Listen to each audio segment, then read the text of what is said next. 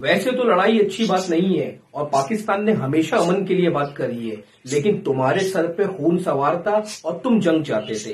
तुमने रात को आके मारा था, छुप के वार किया था, नियत्ते बच्चों और औरतों को निशाना बनाया था। हमारी फौज ने तुम्हें बार बार समझाया था और अल्हम्दुलिल्लाह आज 10 मई को तुम्हारे मुल्क में घुस के तुम्हें मारा है, दिल्ली को हिलाया है, तुम्हारी कई दवा कर दी है। मैं बताना ये चाहता हूं अपनी ऑडियंस को, इनकी मीडिया तो झूठ बांधती रहती है और इनकी मीडिया ने तो कल कराची 9 मई को कराची पोर्ट और कराची और XYZ यानी कि लाहौर के अंदर भी ये घुस गए थे और इन्होंने बहुत सारी झूठ बोले थे। मैं इनकी मीडिया की बात नहीं करूंगी क्योंकि बॉलीवुड की फिल्में देख देख के लोग साइको हो गए।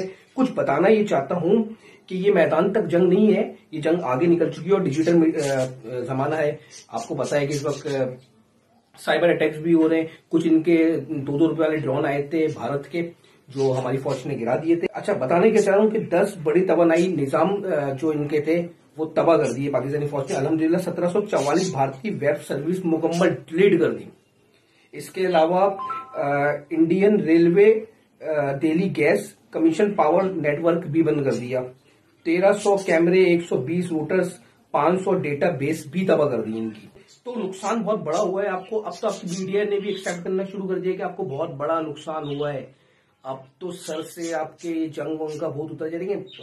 मरने वाला पाकिस्तानी हो या इंडियन हो, और एज अ मुस्लिम हम तो अमन चाहते हैं और अमन ही में जी रहे हैं क्योंकि कुरान की तालीमात नहीं है।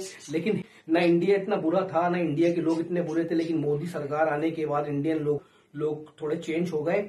बल्कि मैं तो ये कहूंगा साइको हो गए।